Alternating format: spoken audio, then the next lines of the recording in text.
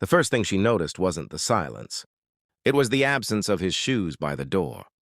For years they had sat there, scuffed leather, always slightly crooked like he had never quite learned how to arrive fully. She used to nudge them into place every morning, a small, quiet ritual that felt like holding something together. Now the space was empty, not messy, not broken, just empty, and somehow that felt worse.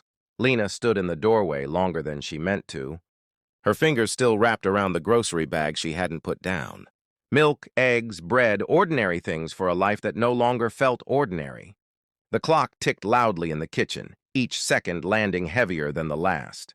He had left before. Not like this, not without a word. There had always been explanations. Late nights, long drives, work stress, silence stretched thin but still stitched together by something resembling effort. But this time there was nothing. No note, no message. No goodbye, just absence. And in that absence, something inside her quietly shifted. The neighborhood didn't change. Morning still came with the same soft light spilling across quiet streets. Kids still waited for the school bus. Mrs. Alvarez still watered her plants. Too early, humming softly like the world hadn't learned how to break yet. But people noticed. They always did. At first it came in careful glances, neighbors pretending not to look too long, conversations that stopped just a second too quickly when Lena passed by. Then came the questions, wrapped in concern but edged with curiosity. Is everything okay? Where is he these days? Did he travel for work? Lena learned to smile in a way that answered nothing. He's gone, she said once, finally, when Mrs. Alvarez asked with a softness that didn't feel intrusive. The older woman didn't gasp or press further. She simply nodded like she understood something deeper than words. Then you stay, she replied gently. Sometimes that's the harder thing. Lena didn't know why that stayed with her. But it did. The bills didn't stop. The rent still came. The fridge still needed filling. Life, in its relentless practicality, didn't pause for heartbreak. Lena picked up extra shifts at the diner, trading sleep for survival. Her hands grew rough from constant work. Her smile practiced but tired. There were nights she sat on the kitchen floor, back against the cabinet, too exhausted to make it to the couch. Nights when the silence felt like it had weight, pressing against her chest until breathing itself felt like effort. She could have left. Packed a bag, started over somewhere new. No memories in the walls, no empty spaces to remind her of what used to be. But she didn't, because of one small, unexpected thing. It started with a knock, soft, hesitant. Lena opened the door to find a little girl standing there, clutching a worn backpack. Her hair was messy, her eyes wide with the kind of uncertainty children try hard to hide. "Hi," the girl said quietly. "My mom said to give you this." She held out a casserole dish, still warm. Lena blinked, surprised. "Oh, thank you." "My mom says you might not feel like cooking," the girl added, shifting on her feet. "She says that happens when people are sad." Lena let out a small, unexpected laugh, half breath, half something else. "That sounds like your mom." The girl nodded proudly. "She knows a lot." "What's your name?" "Emma." "Well, Emma," Lena said, crouching slightly to meet her at eye level. "Tell your mom thank you, really." Emma smiled, a quick flash of warmth before she turned and ran back down the path. Lena stood there for a moment, holding the dish. It wasn't just food. It was something else.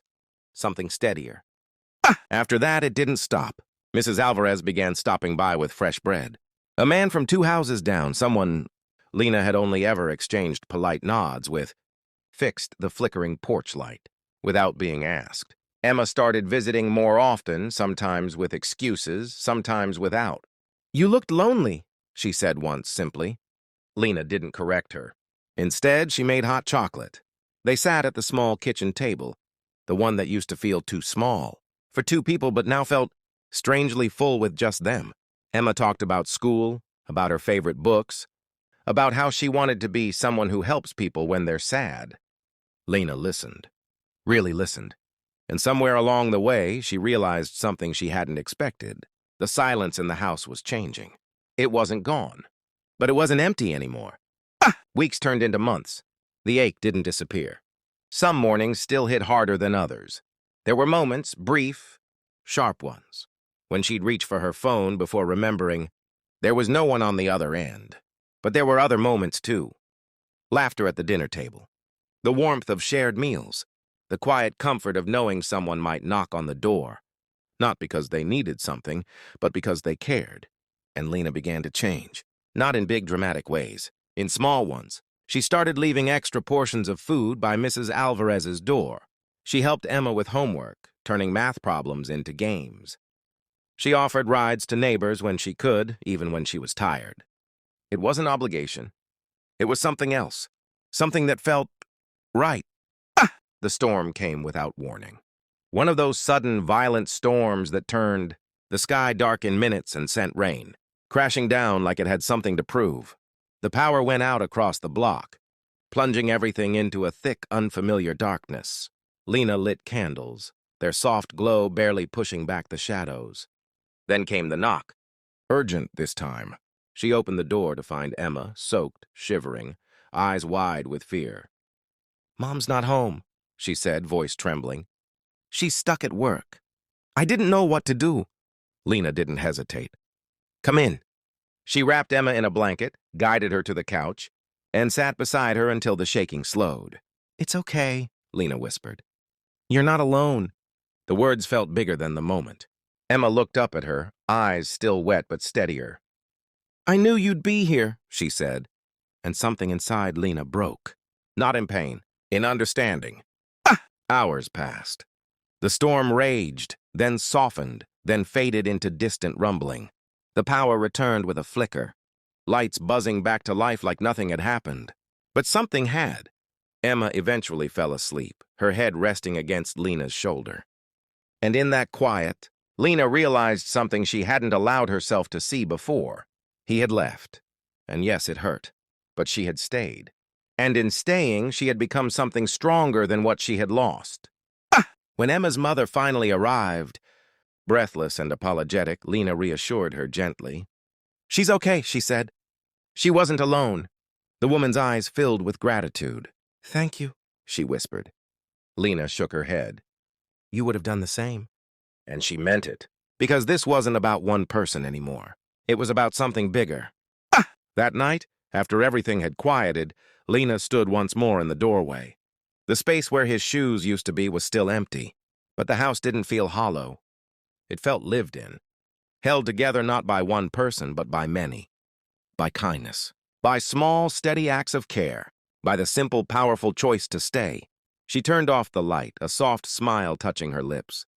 Some people leave, and sometimes they take more than they ever gave.